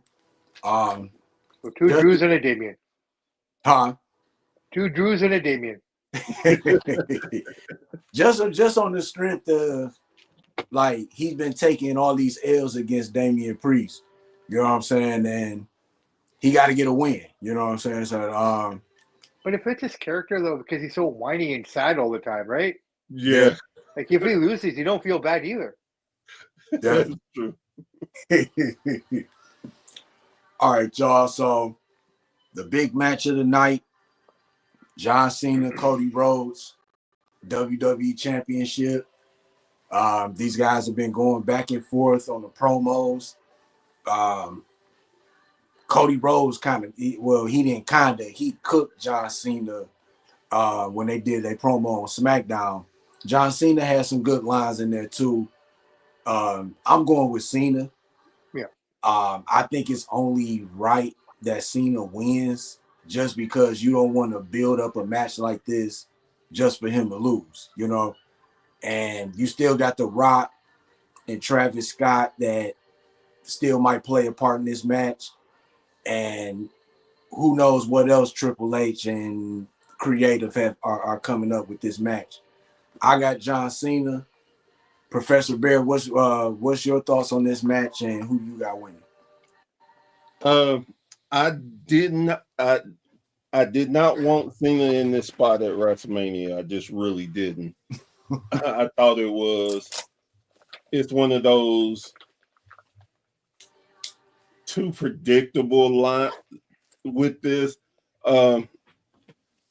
I'm gonna go Cena because Cody has held the title for a year, and it at best has been decent, but it's not Cody's fault because Cody has been doing his thing. It's just when you don't have any real top heels to keep the champ going, it feels ugh. So gonna go John Cena.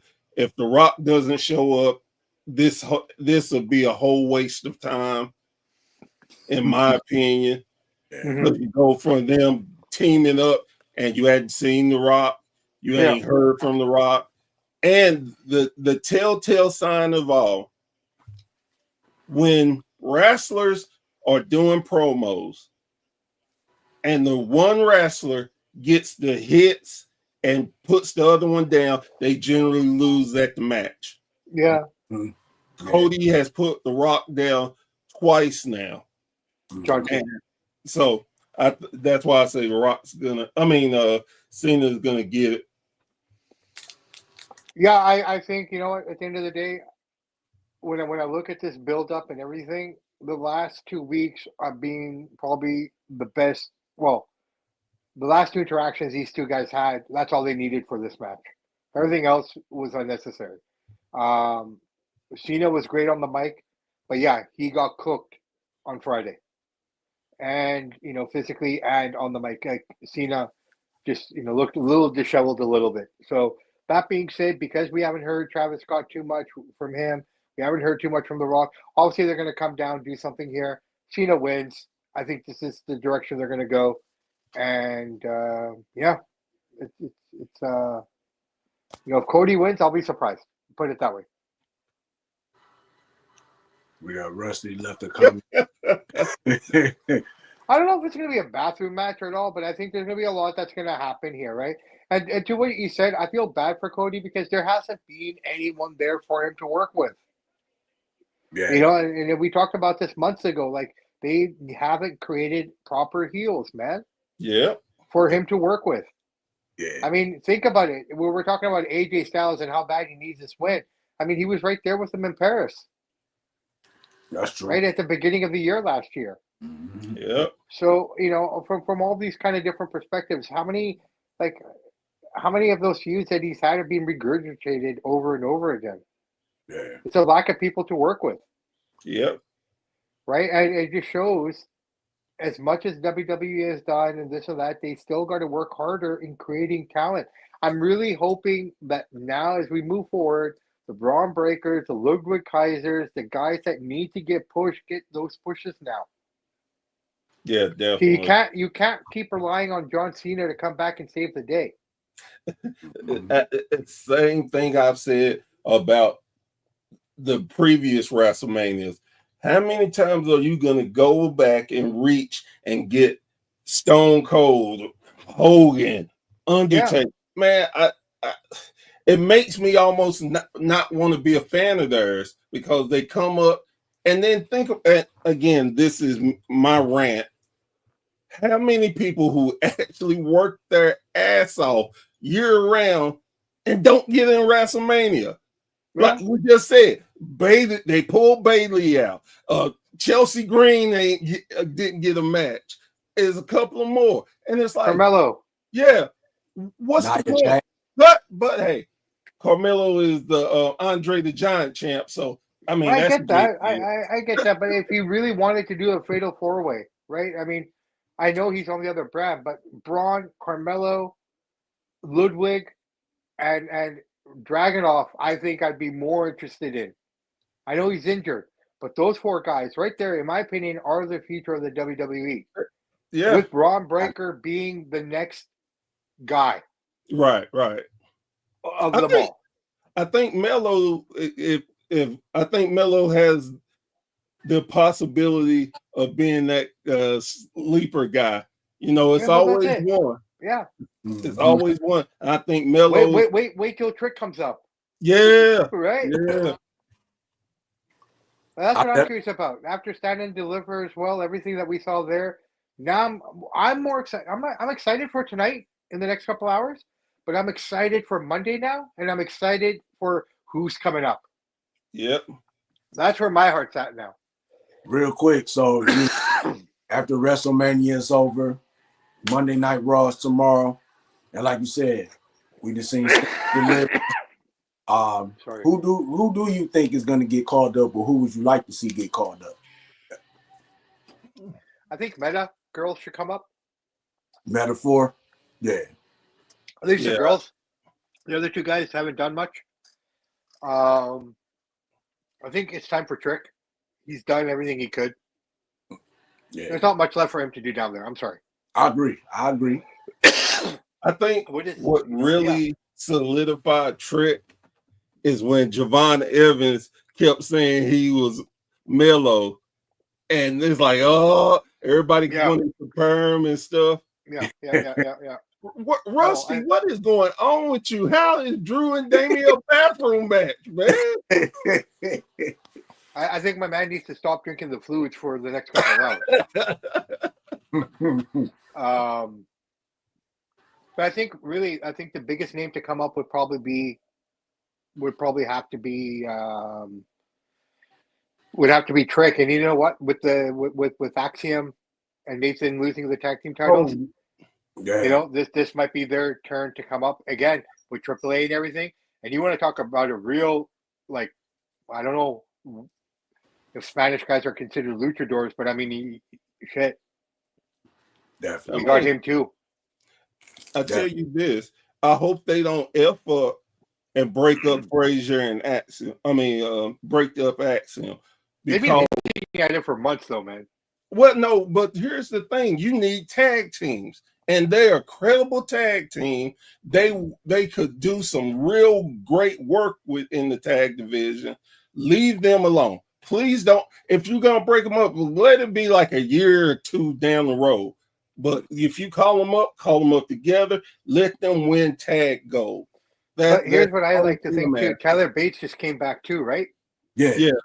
So you could have something happen here where Nathan Frazier turns on Axiom, joins up with Tyler Bates, and you still have if not even a better one, an equally amazing tag team with those 2 guys too. You could. I honestly don't think Tyler Bate and Pete Dunne need to be in the tag team. I think definitely they should be. They could definitely be guys that could be contenders for the Intercontinental title or the U.S. title, in my opinion. Well, like I said, this is where we need to start pushing the future. You're right. We got all the pieces there, right? Like, I mean, if you think about it, 90% of this WrestleMania card, you know, everyone talked about, oh, they haven't created stars, they haven't created this. Well, look at majority of the roster that's on WrestleMania. 90% of it's all NXT alumni. Yep. Yeah. Triple H said at the press conference too. Right. Okay, there you go. Right. So I didn't see that. So, you know, this is just me making my notes through this whole card, you know, and they've made stars. Triple H has made stars, man. I mean, if you think about it, Seth Rollins, all these guys came from him. They weren't Vince guys. They were given to Vince after. Mm-hmm. But Triple H created them all. Well, and just my whole thing. And when I always holler, they don't make stars. I don't mean they don't make these guys noticeable and not loved. When I mean a star, I mean a star that can help carry your brand, that can legitimize a title. Because let's face it, the world title, you can probably name 3 to 4 people on Raw that you would accept as contenders, legitimate contenders. Mm-hmm. And you need more than that because you never know who gets hurt. Yeah. You never know who quits or whatever scenario happens. You have to plan, and because the one thing that I do like about Triple H, he does not treat us like we're stupid. Yeah. And I appreciate that. If you're going to go that route, make sure you have talent when you have to move them up that we can accept. Like, okay, yeah, this is a great guy. Yeah, he has the potential. I don't want, and I know people are going to roast me, but I don't give a damn. I don't want another Jey Uso. Jey Uso is again, he is over because he yeets. And let's be truthful. Well, Daniel Bryan was over because he was yes. Yeah, but Daniel could wrestle. That's the whole difference. True. And again, I'm not hating on Jay. I love the Usos as a tag team, one of my favorite. But Jay is just over because of his music and this. Because look at his brother, Jimmy. Jimmy start hollering about no yeek, but now he's slowly yeeking. And look at the fans cheering him. He has no choice, man. Exactly. You got to eat. You got to feed his family. And that's the thing about it. The theme music was originally the Usos. It was both of theirs. Then when they broke up, they let Jay keep the theme, and Jimmy had to come up. They came up with some whack. Look, I'm not a musician. I love music. Love it to death. I could have came up with something better than that crap they got Jimmy with. Well, they put more effort into his wife's music than they did his. That's what I'm saying. That's what I'm saying. So again, no disrespect to Jay, and anytime you see me criticize wrestling, it's basically our job. We see and tell what we think, but it's no disrespect to the athletes because I know they work their ass off. They put it on the line for all of us, but just because, and I always say this too, no disrespect, but because you do that, I respect you that way. Don't mean I got to like you. Don't mean I got to listen to your music. Don't mean I have to watch your matches. And that's all I always said about Jimmy this whole run. When they gave him the Intercontinental title, I was like, they just doing it because he yeeking. They're going to give him the world title because he yeeks. And here's the thing. Here's my question now. Like, very simply put, we talk about champions and we talk about transitional champions. Is Jay going to be a transitional champion? I believe so. Okay. I hope he keep it past 3 months. You know what? I hope he keep it because what's this? April, May, June, July, August. You want him to get to SummerSlam with it? Yeah, at least get the SummerSlam. Don't have him win at WrestleMania. Then when Backlash comes, he lose the title. Then it's gonna be like, what was the whole point of everything? Why don't we do a show on how hot Kathy Kelly is, man? She's so underrated. Sorry, did I say that out loud? Hey, don't be mad. Sometimes I get those. Like I just went off on, man. If I'm ever blessed to meet Jey Uso, he's gonna end up punching me in my grill. I already know it. No. I'm sure you'd be pretty cool about it, man. I'm sure. I'll tell him, sir. Now I apologize. That I just don't like your character, bro. That's it. No. Hey, I get it, man. I mean, but we can't like everything, right? Exactly. That's the reality of it. It's like I say to people. I can't lie.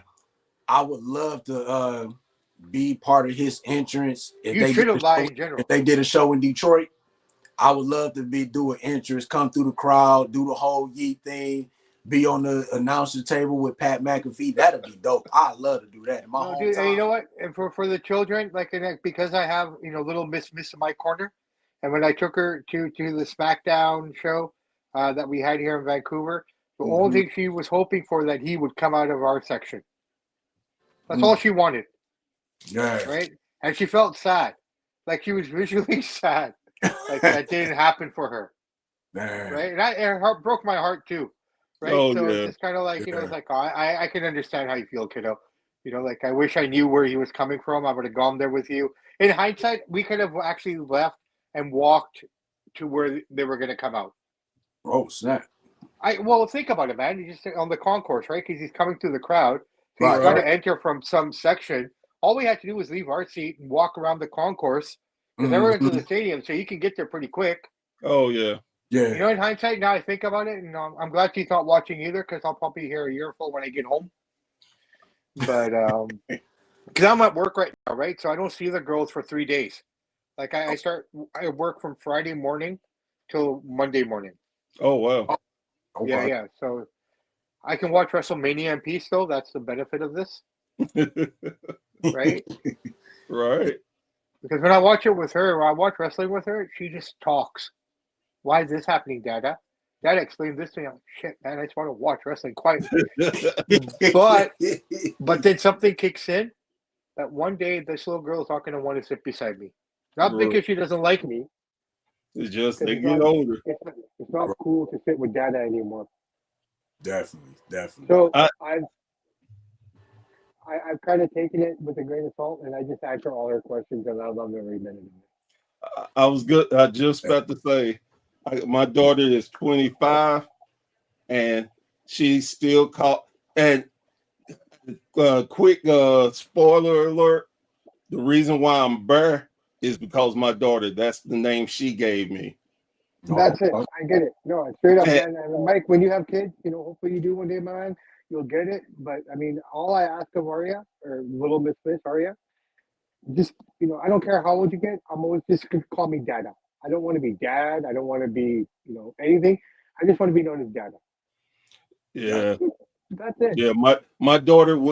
They asked me. They overheard her call me, talk to me, and when I got on to do the podcast, they were like, "Hey, you careful? We call you Bear." I was like, let me ask my daughter. If she says yeah, well, it's okay. If she say no, that's her name. I don't want to disrespect, Little Bear, so I'm just always going to refer to you as Professor Bro. Oh, that and she's cool with it. She loves it now. But the Now you call her Little Bear? Cub, that's Cub. That's what's up. Fellas, I appreciate y'all taking the time to come on Wrestling from the 313. It's WrestleMania weekend. I know everybody An hour away. chilling and getting ready and stuff, so I definitely appreciate it. Samp, before we get out of here, did you want to give any shout outs or plug your platform? Look, you know what? Everybody knows who we are, man. Thanks to you guys. God bless you both so much on this Easter Sunday. We're Samp and Chance with wrestling and boxing. Sitting here, I watched a boxing match that I needed to watch at the same time as doing this. So thankfully, boxing's being quiet as well. So we didn't have, really focus on Mania. But yeah, man, boxing, wrestling, Samp and Chance, at Samp and Chance. You can find us everywhere. We're just grinding along, man, and trying to make the world a better place. That's it. Definitely. Professor Bear, any shout outs or any plugs? Yeah, quick plug. We are going to be at it tonight on the B&B show. We will be actually showing WrestleMania, so you can check it out with us. Last night we ran into a technical issue. My partner, where he was at, it was a storm and it knocked his internet out. So we didn't get to watch the Charlotte and the triple threat match, but talk to him. Everything is looking better. The storms are out of his area, so we're gonna go tonight and join us and just have fun, man. Like as our friend Joe Moore Moreau always say, shut up and enjoy wrestling. Definitely. Yeah, I forgot about Big Joe, man. Happy Easter, brother, man, if you're listening, man. Yes, sir. Oh, one more thing. Next week, I got some breaking news. I think y'all are gonna like it. All right. For next week. Definitely. Well, I said next week, but actually, why are you showing me the ice cream cone, but I can't have it licked?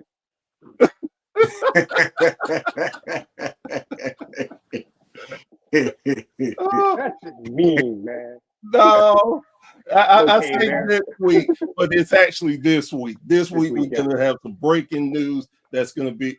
I think it's gonna blow your minds. So Awesome. stay tuned for that. Sweet. Definitely for sure. So I want to give my plugs for my platforms. Just make sure you follow Wrestling from the 313 on Instagram, TikTok, Facebook. Facebook, we got over 600 followers. TikTok got over 500 followers. Yeah. YouTube, we still growing on YouTube. We are still on the road to 5,000. We getting close to 4,900 now. And we got over 1.8 million views on the YouTube's channel. So thank you to everybody that has been liking, subscribing, commenting, and sharing and everything. And also, don't forget to go to the Wrestling from the 313 shop. That's down on the ticker, but it's Wrestling from the 313 shop.myspreadshop.com. I know that's long as ever, but yeah, you know, they don't let you make custom domains, so you got to go with the whole long thing there. So once again, for my guest, Samp, Professor Bear, I'm Mike D, host of Wrestling from the 313. Make sure you, one more thing, support independent wrestling, support wrestling podcasters, enjoy WrestleMania Night 2. Hope everybody had a good weekend. I'm your boy Mike D, Samp, Professor Bear, we out. Peace. Word. Awesome, brothers. Love it.